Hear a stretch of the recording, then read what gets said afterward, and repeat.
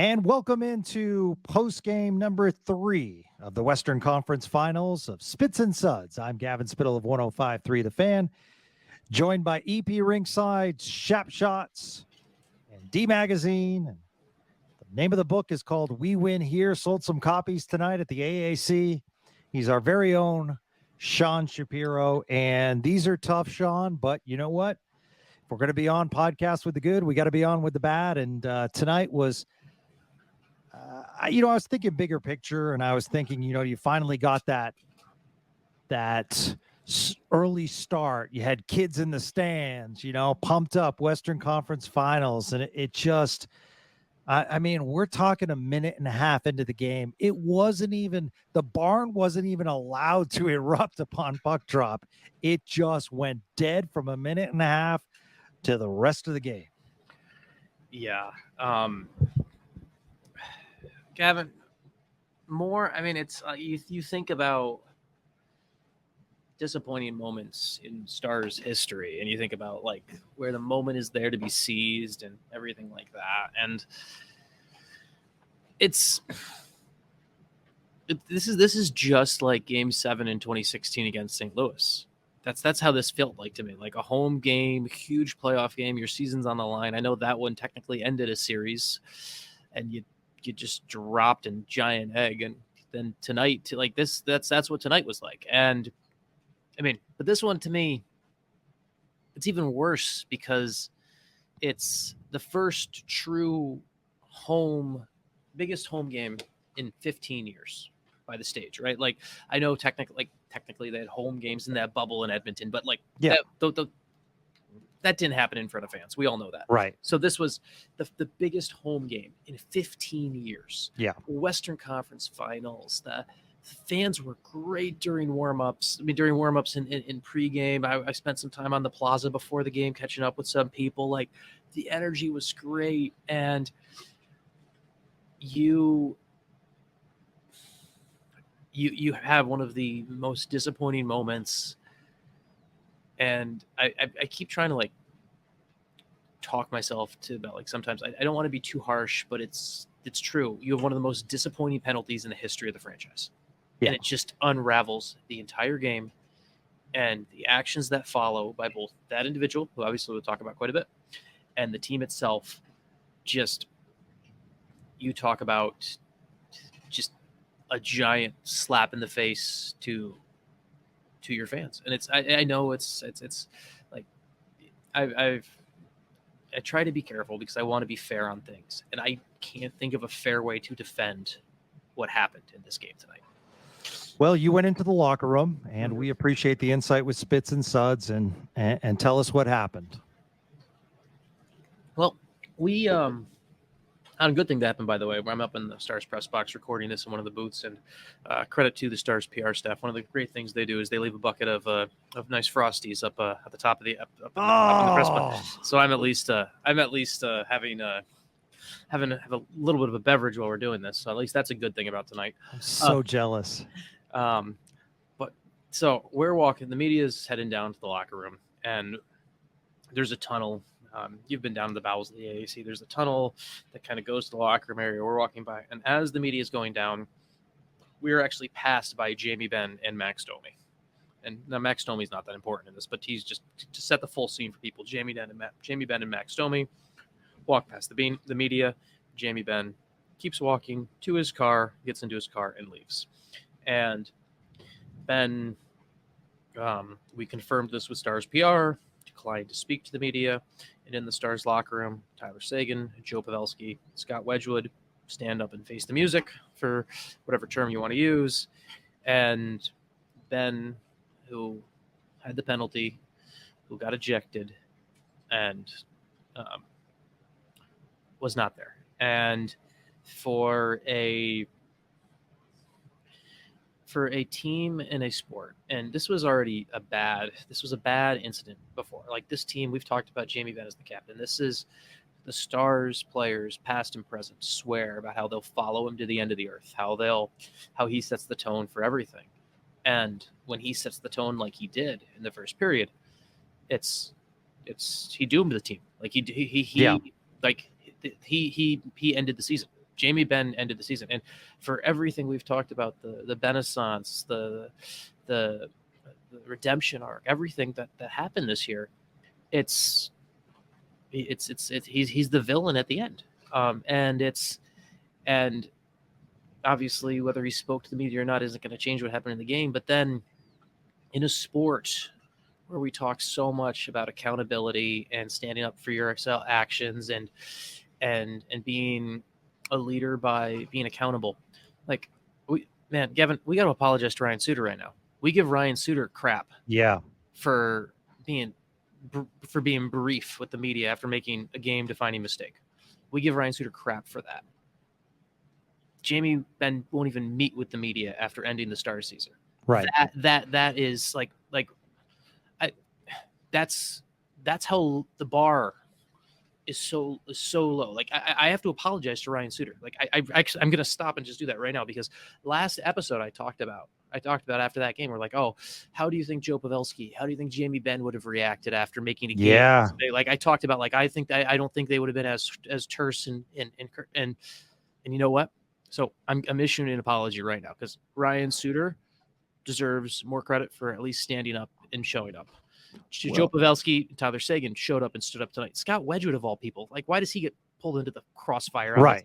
Like, and Jamie Benn is the captain of this team, and I know the captain has to wear it sometimes, but it's part of the job. And honestly, it's a terrible, terrible look that just makes what happened in the game and what it did to the Stars season just feel even worse. So I think we all remember in the bubble, Jamie Benn sitting in the locker alone, obviously taking it really hard. Mm-hmm. And that was an extremely endearing picture. And I think sometimes you have to take a step back and realize that Stars fans are going to be looking for answers. And whether he likes it or not, that's not a good look for the captain. And you do have to face the music. And yeah, we don't want to be overly things are going to happen, but also saying, I let my emotions get the better of me, and it was a dumb play, or I let the emotions and I let down my teammates tonight. I'm not saying Stars fans would forgive for that penalty, because I agree with you. It certainly is going to live forever in our memory as hockey fans. But I think this takes it to the next level when you won't face the media. And Jamie Benn has never been the best with the media, very short answers. And we joked around like, boy, like when the national broadcast grab him in between periods, it's like, oh boy, but at the same time, like this tonight, it's not a good look. I agree with you. Suter at least spoke. But if you combine Suter with the Benn situation, it's tough. I mean, these fans did not get their money's worth tonight, and that's tough. And they were frustrated, and that's no excuse to throw things on the ice. And that's a whole nother story. But at the same time, Sean, there has to be a point where the captain speaks up, stands in front. Because that's tough on the teammates. You're right. Tyler Seguin shouldn't have to speak. It should basically be Jamie Benn in the front answering questions. And I wanted to get your thoughts on this. If he said, if he showed some compassion, or let's just say he said, I was wrong, how would that affect his situation with NHL player safety? Because the question is, are we looking at just a maximum fine allowed by the NHL Players Association, or are we looking at a suspension? I mean, I think it should be a suspension. Looking at just the event itself, to me, that's a play I don't want in the sport, and that's a suspendable play. And honestly, George Parros was in the building tonight, and I know, I think George Parros was in the building. George Parros is the director of NHL Player Safety, and he's the one who makes the rulings. And he was in tonight, and for my money, that's a suspendable play. I mean, if Pietrangelo was suspended last game for that slash, which was a violent attack to hurt a player, that's what this was on Mark Stone, a all-star player who is in a prone position, and he not only he attacked him. Like he attacked him. He cross-checked him very dangerously, and a guy who this doesn't apply to the severity of the suspension, but a guy who had back surgery this year. Like this is a bad play. And I honestly I would have even been okay if they said, you know what, Jamie's not going to talk because he's got a hearing tomorrow, and he wants to save any commentary for a discussion with George Krause. That would have been fine. You know what? I would have not been happy with that, but I wouldn't have been able to defend that right now. Yeah. I can't defend this. I can't defend this. Jamie declined to talk to the media. And it's the media thing is important, but it's more, the most important thing is this is a terrible hockey play. And this is a terrible hockey play by a player who is playing one of the biggest games of his life. And I don't know if he just snapped or what, but like I had a former Stars player. And I want to be clear, this former Stars player has played within the last 5 years and has been has had Jamie as a captain, and this player has praised Jamie to me multiple times. They texted me after that happened. They texted me after the play, and they said, that's one of the 5 dumbest penalties I've ever seen in my life. The place is a morgue. And that was from a former Stars player who has had Jamie as a captain. That was their view of it. And it's so perfectly fitting because it killed the Stars season. It did. And then, and now it's, you know what, Jamie Benn may not speak to the media again until September because he probably should be and probably will be suspended for Game 4. Dallas loses. He's probably not going to talk at exit interview day, and he probably won't talk again until September. And it's disappointing because I wanted, like, you want this story, like the Benaissance, the story of Jamie Benn refinding his game. I wrote a really nice piece about him last week on it. Like, and I really believe all those words in that story, but it's hard to defend a player in a sport where we preach accountability and we preach all of this and we say this is the sport where it's team first, accountability, all of that, and then you do this. And it's very disappointing. And there's disappointment with Jamie Benn on this.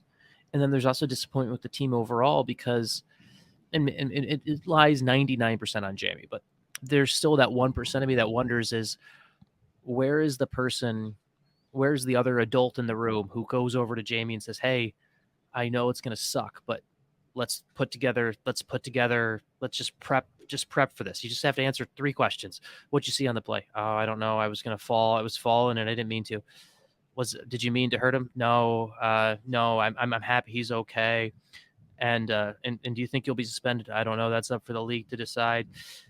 Are you disappointed? Of course I'm disappointed. Okay, thanks, Jamie. Move on. Like that's literally like, where was the adult in the room to come in and also prep him? It's 99% on Jamie Benn. Jamie Benn's a grown-ass man. He can handle himself, but sometimes, where was the other person who came in to put? Maybe there's someone else who comes in to push and does that, and maybe Jamie rebuffed that and everything like that, and then that makes it even worse. But it's such a disappointing way for this to have all turned out, and just like, I didn't think the post-game interaction would make this worse, and somehow it did. Yeah, because I mean, now the narrative tomorrow will not only be the Stars lost, but this will be a headline that he didn't speak, and that's a shame because I mean, you know, it's going to pile on even more to what was supposed to be an amazing 2 games. So not only is it a bad penalty, which would have talked about, but then you look forward to Game 4, or at least, you know, there's some, albeit dwindling excitement. At least you have a Game 4 in your house. But now, you know, I know my radio station's going to talk about it, and they should. And Pete DeBoer on Jamie Benn's game misconduct after the game says, quote, this is per Mike Leslie. He made a mistake. Nobody feels worse than he does right now. I'm not going to pile on. I mean, that's the coach. He's defending his guy. DeBoer also added that the Stars will live with the consequences and that he's thankful Mark Stone is okay. The fact that DeBoer is saying live with the consequences, I think the Stars know that Jamie Benn will something's going to happen. Other players have to live with Jamie Benn's consequences. Yeah. And that's the thing. Like now they would have to either way when it comes to a potential suspension. But the other part that they have to live with now, and it's not fair. Like I felt for like Tyler Sagan and Joe Pavelski tonight were asked about Jamie's penalty and about should Jamie be speaking. They had to live with it. They had to answer for Jamie. Tomorrow at practice, I guarantee you he's not going to be available. It'll be one of those things. I mean, hopefully I'm wrong, and maybe he makes amends. But I can. Using predictive pattern guessing, I'm guessing he's not going to be available. Hopefully at practice tomorrow, Jamie is hopefully not. I mean, at practice tomorrow, not hopefully, you will probably see a situation where all of a sudden Radek Faksa, Esa Lindell, Miro Heiskanen, Jason Robertson, they're going to have to answer for, man, how much does it suck that Jamie Benn is out when the guy who's actually done the crime is not stepping forward? And I just, it's a really crummy way to really be talking about things. But like I know the Stars can, in theory, the series isn't over, but I think the numbers, like teams that are, it's like 196-4 all time when teams are up 3-0, and then like never happened in the finals either. Yeah, and it never happened in the conference final beyond. So like it's Star season is effectively over, and they're basically kind of going through the wake of the season right now. Like maybe like I would love to be wrong, honestly. Like I would love to be wrong. I would love to be wrong. I would love to witness history, but do you really think this Vegas team can lose 4 games in a row to anyone? Right. That's just a commentary on how good this Vegas team is. Yeah, So. and not to mention, it would be nice to have Jamie Benn on Thursday because Evgeny Dodonov went down tonight with what looked like a pretty serious lower body injury, never returned. So that's going to be questionable. So basically the third line is gone, minus Wyatt Johnston. Yeah, and I mean, and then you also had Max Domi gone for like 16-minute penalties tonight too. So it's like and you know, I look at, and I understand, you know, frustrations are going to happen, but I look at the Jamie Benn, I look at Miro, and you know, that's just simply a mistake. But you know, didn't play the puck. It was clearly interference. You actually, I know where you sit, Gavin. So did you? I didn't. I was on the opposite side of the ring. Yeah. So for me, I didn't see how far he was from the puck from your angle, because you had him. I know you had a better angle because you're on the other side of the ice. Yeah, I had a great angle. Was that interference or not? Because we didn't really have a good look in the press box. Yeah, I think the puck was probably about 7 to 10 feet past him. Okay, fair. Yeah. Okay. Yeah, I thought, had he made, you know, what I tweeted out was, had he made any play on the puck, you know, kind of went parallel. I think it was Riley Smith going down. If he had somewhat moved his body parallel and then hit him, maybe it doesn't get called. But the fact that he hit him straight on, it was interference. I mean, the puck was clearly gone, and clearly, you know, the Vegas Golden Knights were going for the puck, and the player was prohibited from going for the puck by Miro. So, you know, in essence, that was interference. I can understand, you know, Stars fans' frustrations, but at the same time, I did. And then we saw Max Domi, and I had a good look at that as well. And there was a lot of chirping back and forth. And I truly believe that's where that misconduct came from, because the referee was standing right there watching all of it. They go down the ice, and once again, Max Domi is chirping. And then they go back down, and then he makes the board. Was it boarding or slashing? I guess it was, well, whatever it was, you know, and then he gets the misconduct. So just a tough night all around. We talked in between periods about the pull of Jake Oettinger. I can't justify Jake Oettinger. I mean, you know, clearly Vegas has a pattern of shooting high on Oettinger. And I wanted to get your thoughts on that. The third goal, the backhand, you know, you just can't let those in. First goal, you know, that was letting the player in from the blind side without covering, you know, the back. So I don't blame that on Oettinger. So, you know, just a tough night all around. I mean, I think Wedgwood played okay. So, you know, 2 questions. You know, did you think the pull was right? And I'm just going to throw this out there. I believe you put Oettinger back in, but you know there will be some chatter about just trying to switch it up and throwing Wedgwood in for Game 4.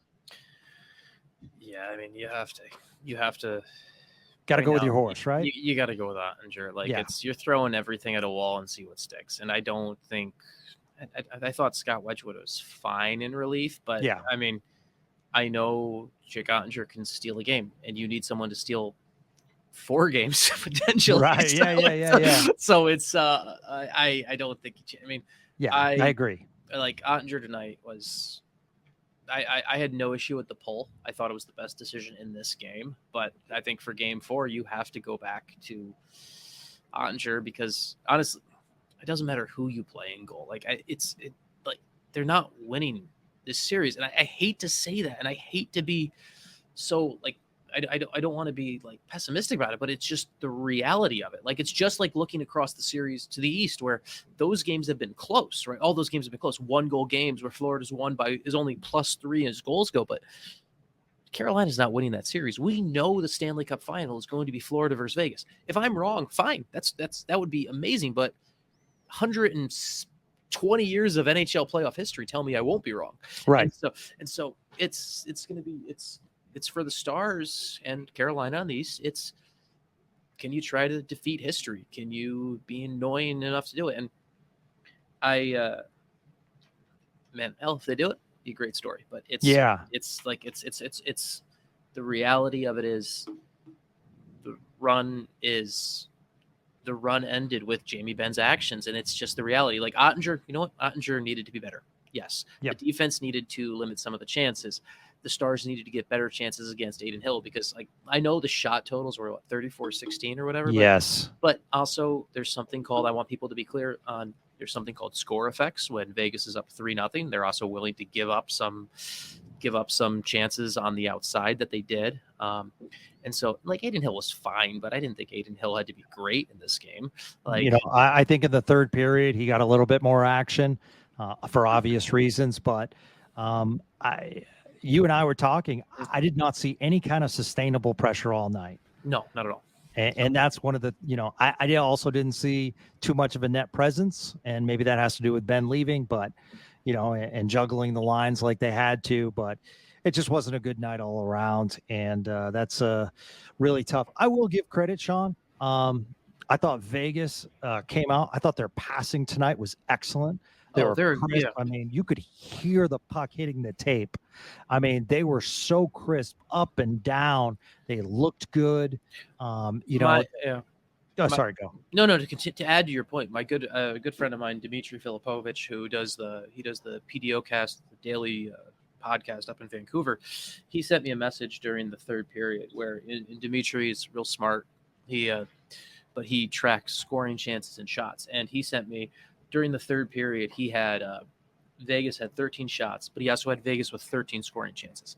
He said, I've never had that before. I've never had where every single shot is a scoring chance.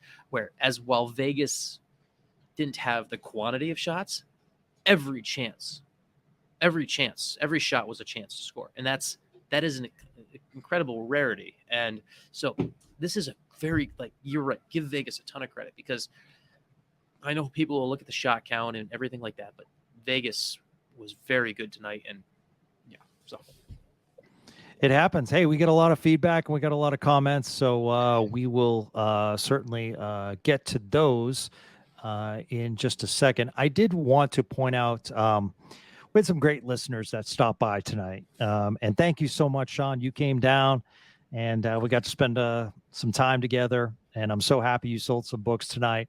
But Cal and his dad, Jed, are big listeners, and congratulations, Cal. He's transferring to Abilene Christian University, majoring in marketing. Maybe he could be the marketing director of Spits and Suds as we continue to grow. But it was so awesome to spend time with them, and it was so cool to hear people's passion for the podcast tonight. It's very inspiring. So thank you to all that stopped by. We truly appreciate it. So that kind of made me smile tonight. In other words, tough night. All right, let's get to our Twitter questions and comments. There's certainly a lot of them. Let's go to Oleg, who says, I'm not sure the Ben play is forgivable. It's an idiotic, selfish play, especially for a captain and a leader of the team. Not sure there's coming back from that given the moment. Nobody cares what I think, but he lost me there. This is the straw that broke the camel's back. So, I don't think we disagree with you. I guess the question is, Sean, and I'm not trying to get in Jamie Benn's head, but losing like they did in the last game, did that force any pressure going into tonight? I know they were a calm, cool, collective team. They say all the right things, but losing in the fashion that they did, I wonder if that caused them to oppress a little bit, which caused Jamie to do what he did. I don't know. That's I get it. I get where you're coming from, but I also have a hard time to get in. I have a hard time getting to Jamie's head on that. Like, Yeah. I have a very hard time getting to Jamie's head on that. Like, it's not fair. And part of the whole point of media availability is so he can clear up some of that stuff. Like, I can't get into Jamie's head on that because I don't know. And I don't know what he's feeling, and the fact that he won't tell us forces us to look at the evidence, and the evidence just shows me something that looks. I mean, and like Mark Stone's not a chirper. Like I've talked to some. Like, that's the other thing. Like, Mark Stone's not a chirper. Mark Stone is not a. It's not like Mark Stone was under his skin. There wasn't enough time. Like, this is a minute 46 seconds into the game. Yeah. Like this is like, I mean, I don't get it. And if he just snapped, just own it. Like if he just snapped, I'd be okay with that. That would be admitting that I'm human. Like if he just wanted to admit, like, you know what, guys, I messed up. I own it. I'm glad he's not hurt. That's all he needed to say. But I don't know, because I don't know what happened. And if you're talking about an overtime loss on Sunday being the reason you did that, it's a pretty piss poor thing. So yeah, absolutely. So two things I wanted to point out about Mark Stone is I had a good viewpoint, and so after the penalty, when he got up, he came over to the bench, and I didn't have to read his lips. I could hear him. And he said, "Let's go, boys. This is our time."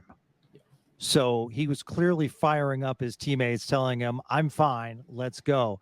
The other thing I wanted to point out about the captain of the Knights was when Nicholas Hague took that penalty and Domi got the extra penalty, Hague was skating over to the box, and Stone had his fist out to fist bump him, and Hague didn't see it. And he went to go into the box, and Stone actually grabbed him and turned him back and gave him a fist bump and basically said, whatever he said, but it was encouraging. And I just saw those two things, and I wanted to point out, Mark Stone as a captain, those were two impressive things that I saw firsthand tonight from him. So, and he's been a beast for them in the playoffs. Okay. Old Otis. There's nothing you can really question. This is just a bitch slapping. And that's the tough thing from Stars fans tonight is this is going to go down as a memorable loss for all the wrong reasons. Mm-hmm. Calgary Puck question. You pronounce Heiskanen with a sh. Is that the correct pronunciation? All year I've wanted to ask Sean Shapiro this question. So I'm telling you, Calgary Puck, he started doing it. So I view Sean as a little bit smarter than me, so I started doing it. So if Sean's wrong, it's him. It's Miro Heiskanen, okay. And it is that is how the Finns have told me is pronounced. Back in 2019, before the pandemic shut the world down, I actually went to Finland. And, yes, I remember that. Great articles. And so, yes, that is how it is pronounced, Miro Heiskanen. Okay, so it's Miro Heiskanen. And for those in Canada, it's pronounced Sean... not Shapiro. Shapiro. as Sean pointed out on our radio station today. Which is kind of funny because in Canada, every time I watch Hockey Night in Canada, it's Tyler Seguin. Yeah, so it is Sean Shapiro, but because of Mark Shapiro's work in Toronto, I get the Shapiro every time I hop on a Canadian radio station. So. Yep. Unfortunately, there's no other pronunciation except bad pronunciations of spittle. I've lived with it my whole life. Thanks, Mom and Dad. All right, Belfour's Billions is back and says, "Can you recall a more embarrassing showing from Dallas in a big game?" That's an interesting question. What do you think, Sean?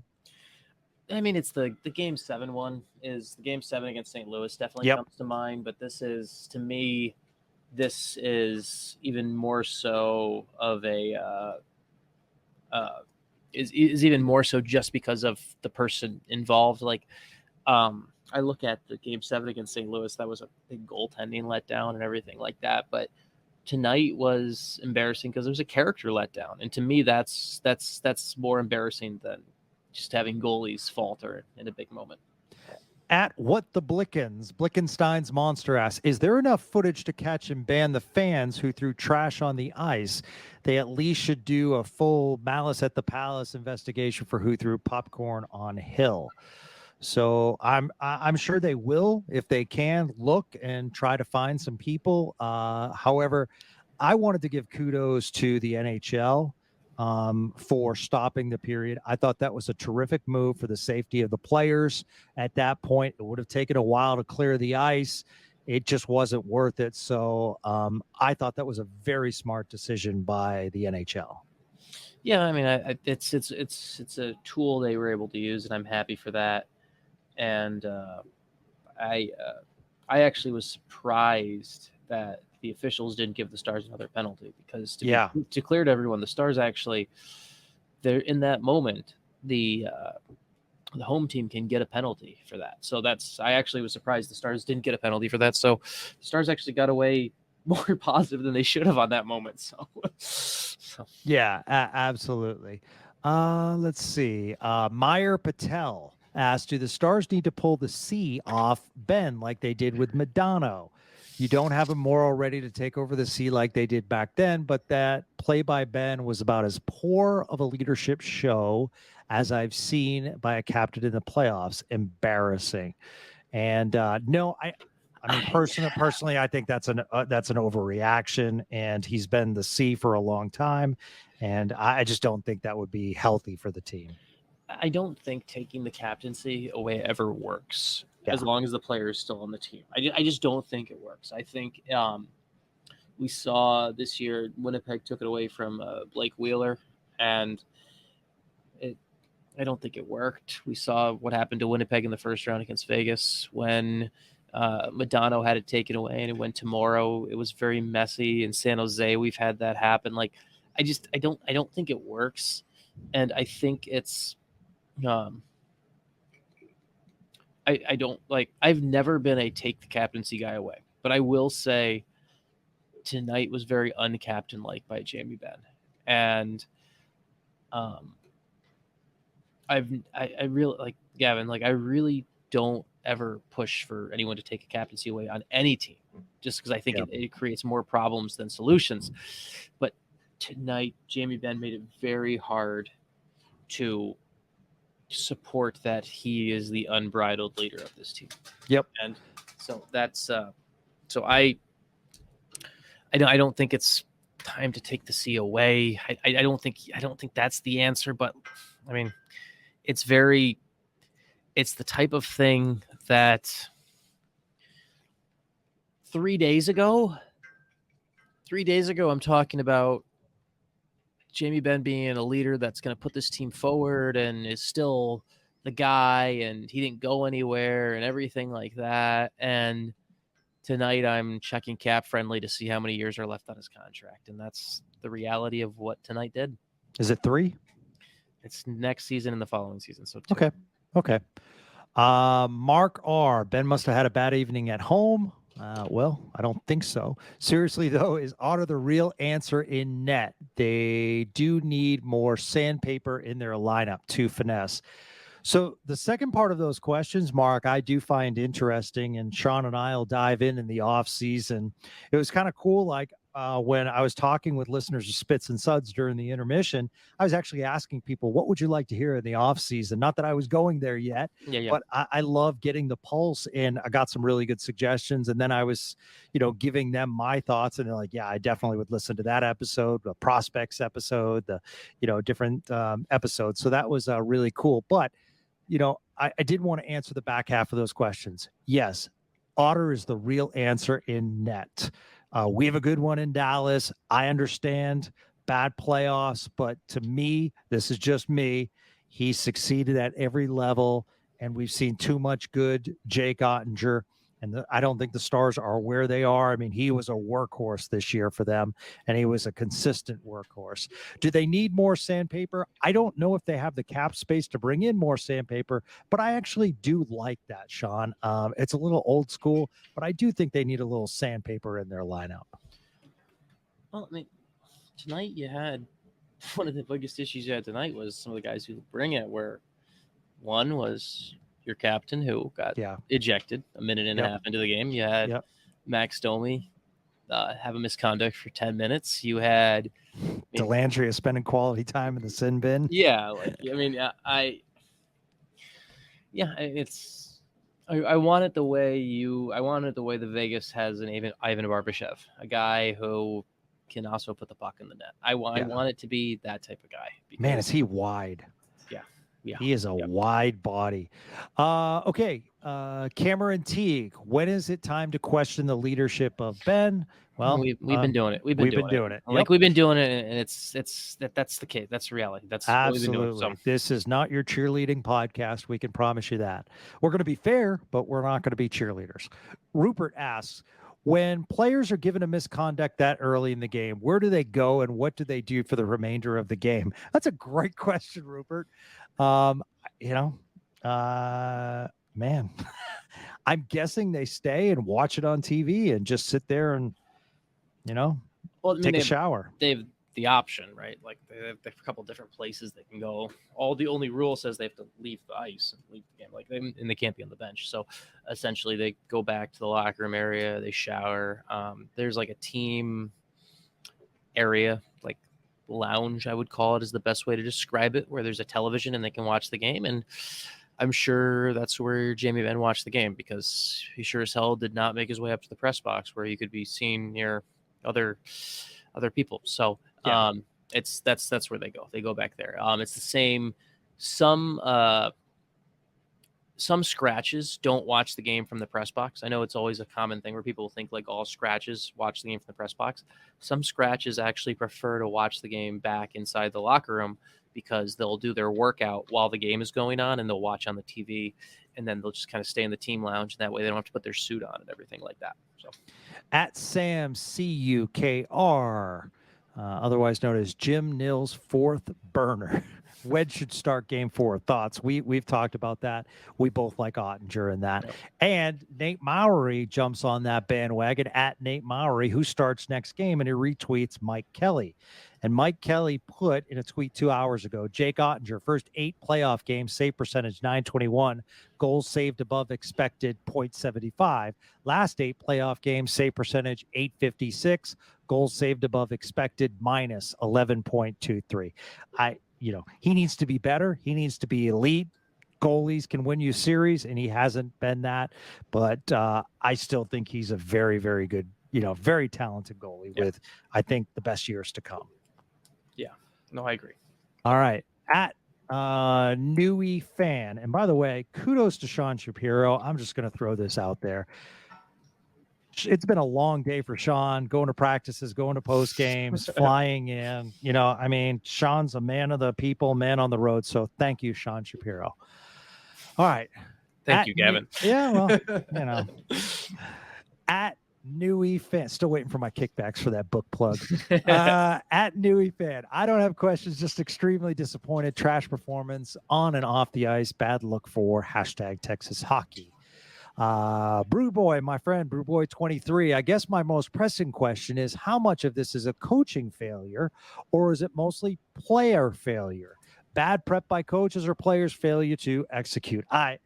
I think this is on the players. Pete DeBoer can't control the players on the ice and the mistakes they made. Nothing. Yeah.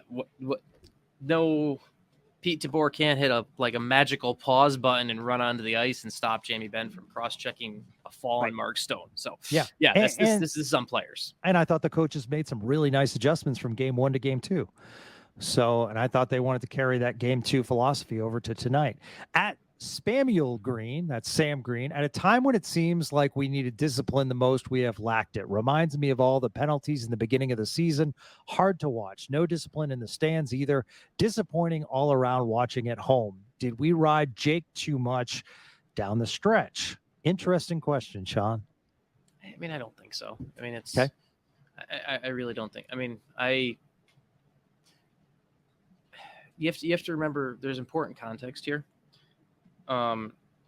Would the Stars have been in the position to go into the playoffs as strong if they didn't? Would they have been in the position to beat Minnesota if they didn't? Scott Wedgwood was hurt. Matt Murray played okay, but I don't know if Matt Murray was at the spot to carry the ball at the time.